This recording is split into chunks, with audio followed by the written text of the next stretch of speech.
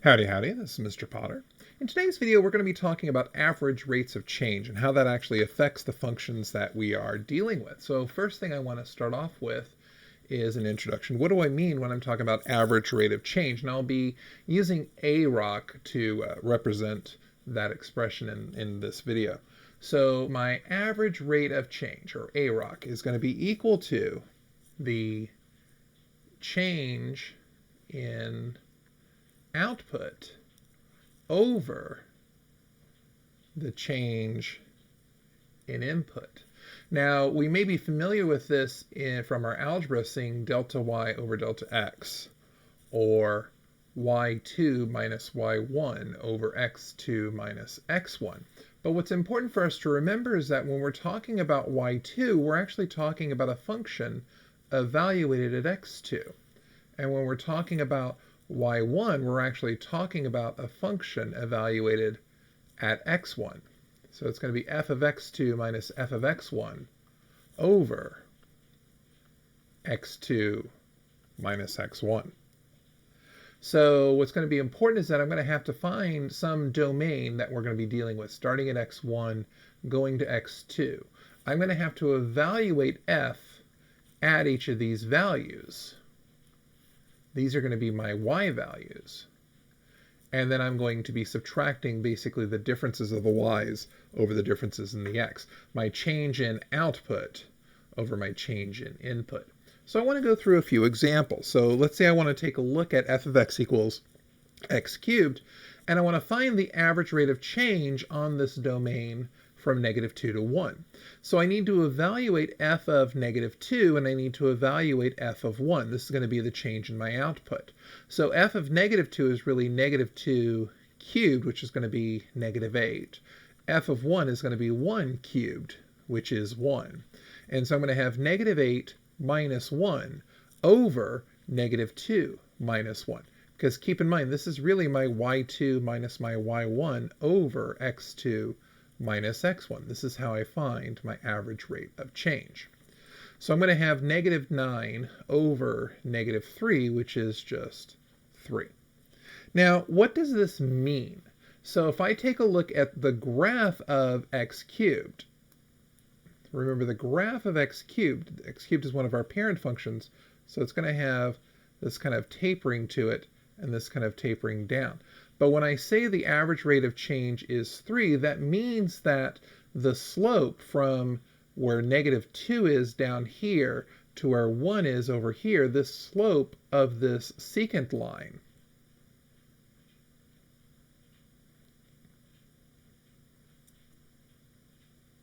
is equal to 3.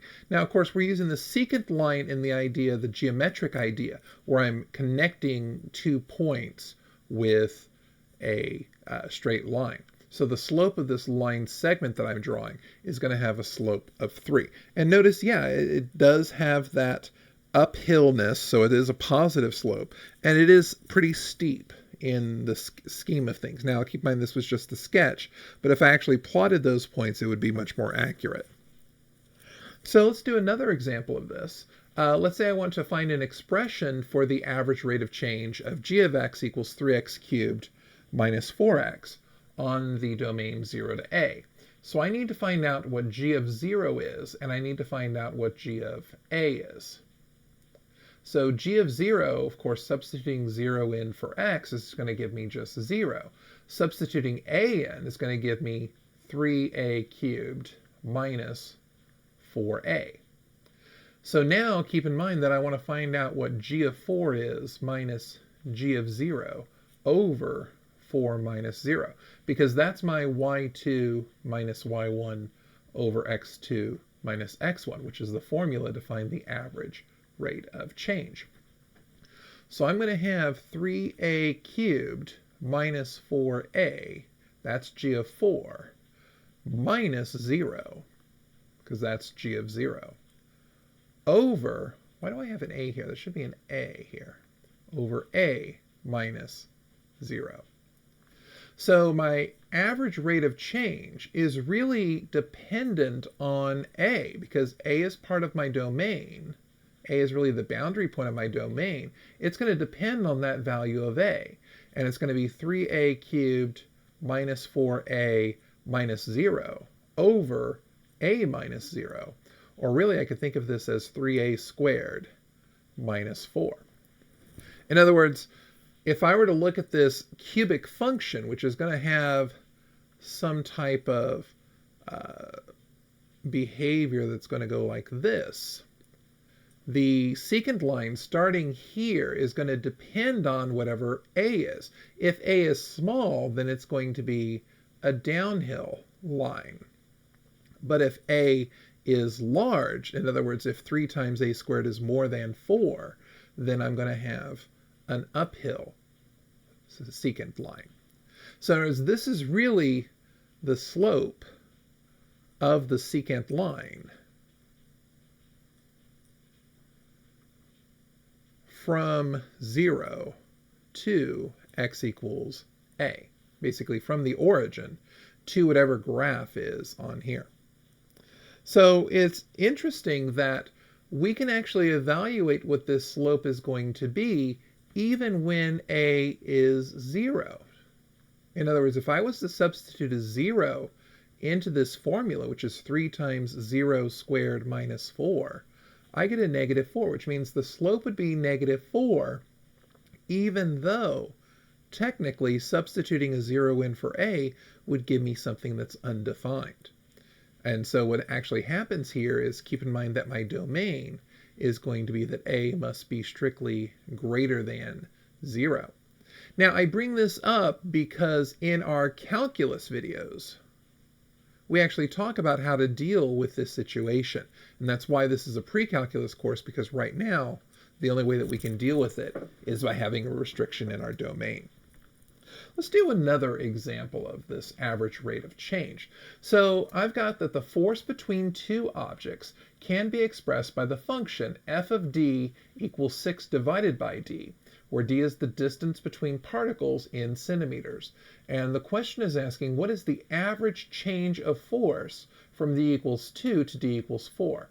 In other words, I'm really asking for the average rate of change on the interval from 2 to 4. This is my x1, this is my x2, and I need to figure out what y1 is, and I need to figure out what y2 is based on these values.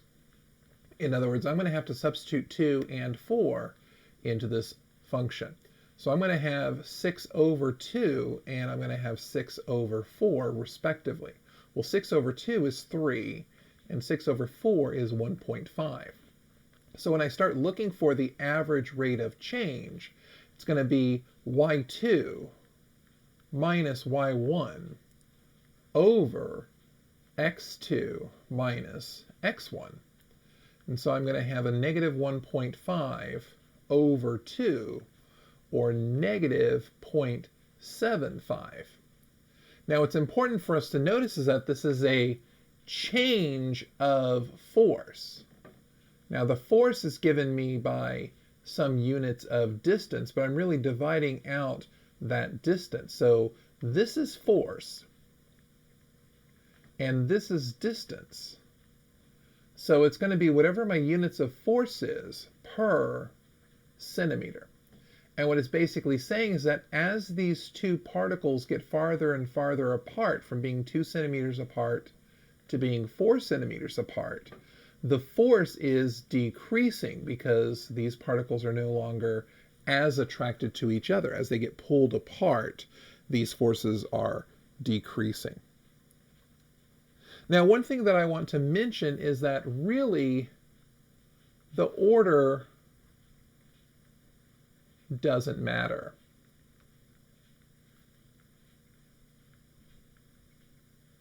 Because I could go ahead and say this is really y1 as long as I call this x1. And I could really say that this is y2 as long as I call this x2.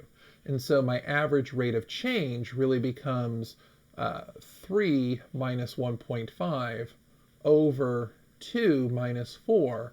Well, 3 minus 1.5 is 1.5. 2 minus 4 is a negative 2. And a positive divided by a negative still gives me a negative 0.75 force per centimeters. So in other words, I'm going to get the exact same answer for whichever one I put first and whichever one it puts second. What's important is that I'm consistent. In other words, x1 has to go with y1, x2 has to go with y2, or y1 has to be coming from x1 and y2 has to be coming from x2. As long as I'm consistent, the order doesn't matter.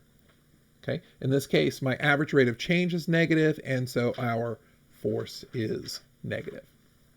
So it's important stuff, and I hope you've learned a lot from these examples. The next thing that I want to talk about is I want to talk about the concept of increasing and decreasing and the concept of maximums, which we call maxima, and minima. So a function is increasing on an interval if the average rate of change is greater than 0 for any 2 points in the interval. And of course, what's nice about this definition is I can say the exact same thing. A function is decreasing on an interval if the average rate of change is less than 0 for any 2 points on the interval. So what I'm really saying is that if I have some curve, some function, that I can say that we are actually increasing from here to here if I were to choose any 2 points. Any points on that interval, the average rate of change is increasing. In other words, the slope of the secant line is positive. And I should be able to choose any 2 points on this interval, and they should be connected with a positive slope. Any 2 points. So that's what increasing means. Similarly, decreasing is going to have that same behavior. And so I can say that a function has a relative maximum at the point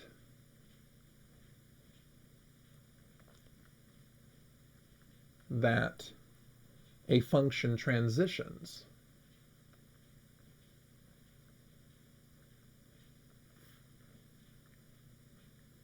from increasing to decreasing.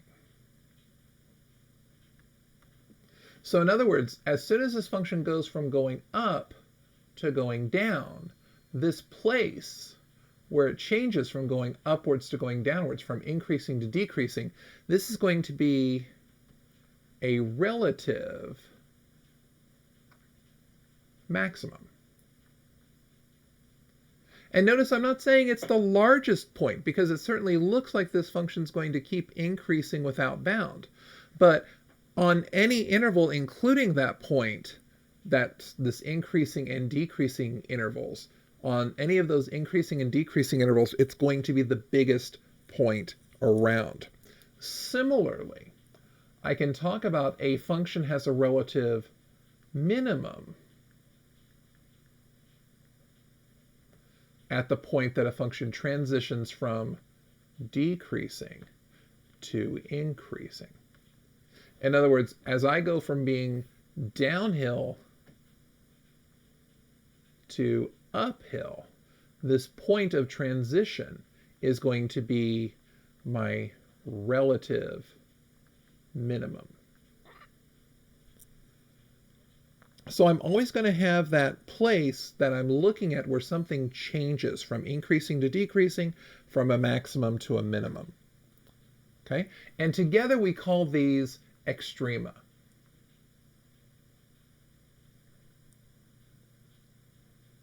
Now, keep in mind that I'm calling them relative maximum and relative minimum. Other textbooks may call them a local max or a local min, and we'll see more precise definitions when we get to calculus. But for right now, this is a good idea of helping us to understand where a function goes from increasing to decreasing and when a function has a maximum and a minimum value on an interval. So I want to conclude this lesson by talking about parent function behavior. And so we're going to go through our litany of parent functions and kind of talk about when they're increasing and decreasing, when they have extrema. So the first one I want to talk about is the constant function. And a constant function, there is no increasing, there is no decreasing, because it's constant. It's always going to be the same value. But what's interesting is that this value is going to be the relative maximum and it's going to be the relative minimum because it is the largest y value on any interval and it's also the smallest y value on any interval. So there really is a little bit of ambiguity here.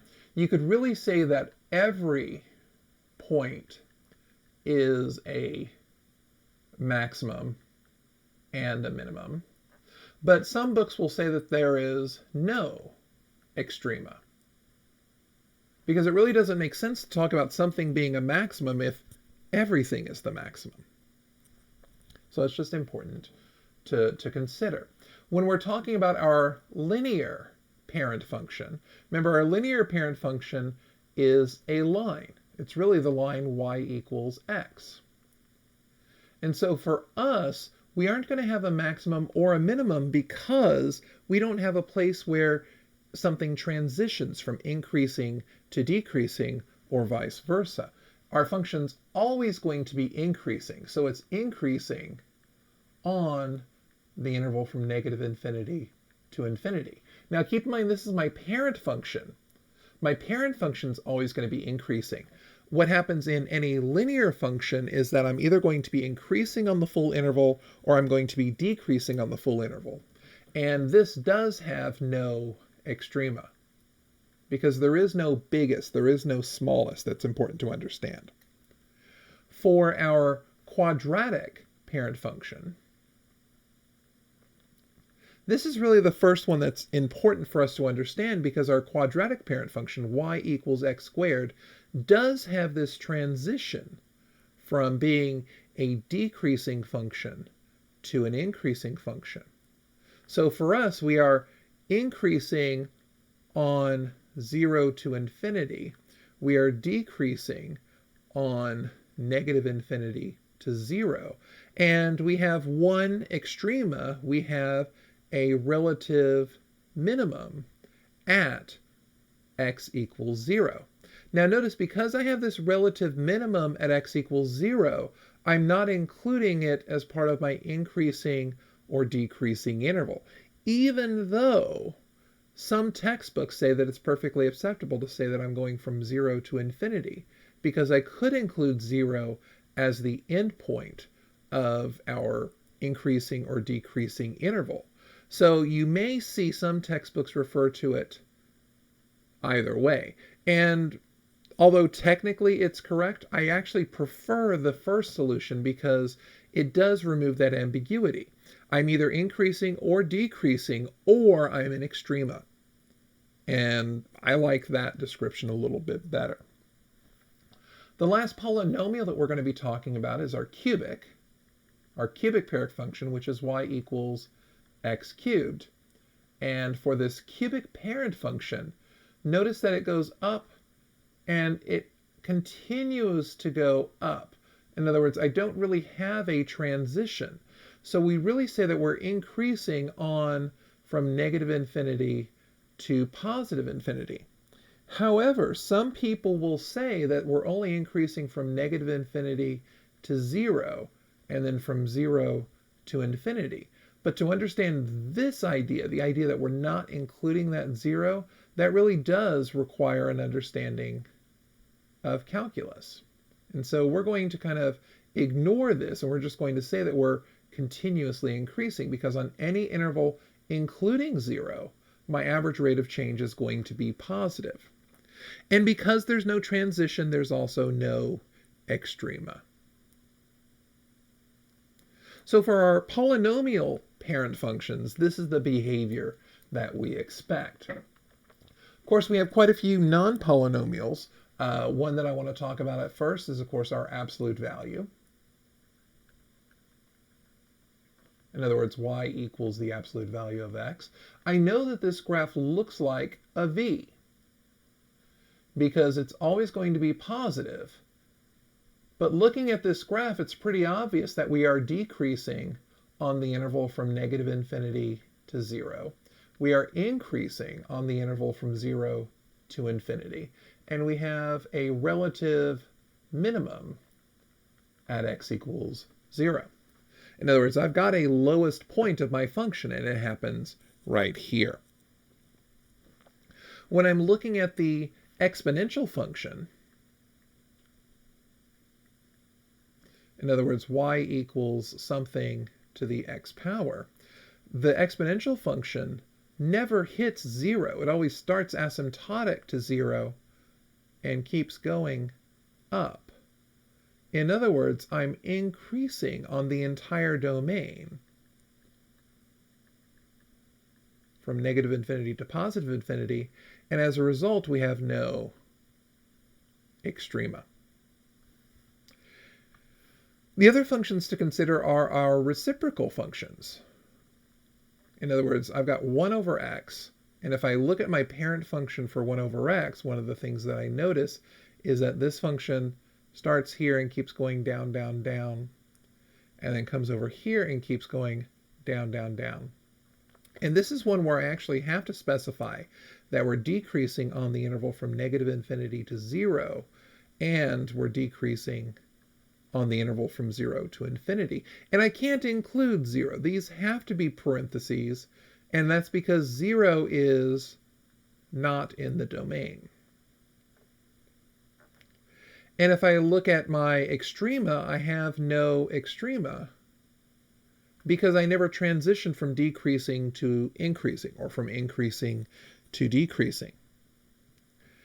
If I take a look at the quadratic squared function, in other words, if I take a look at y equals 1 over x squared, this parent function, because of that squared, my denominator is always going to be positive, and so my function is always going to be above the x-axis.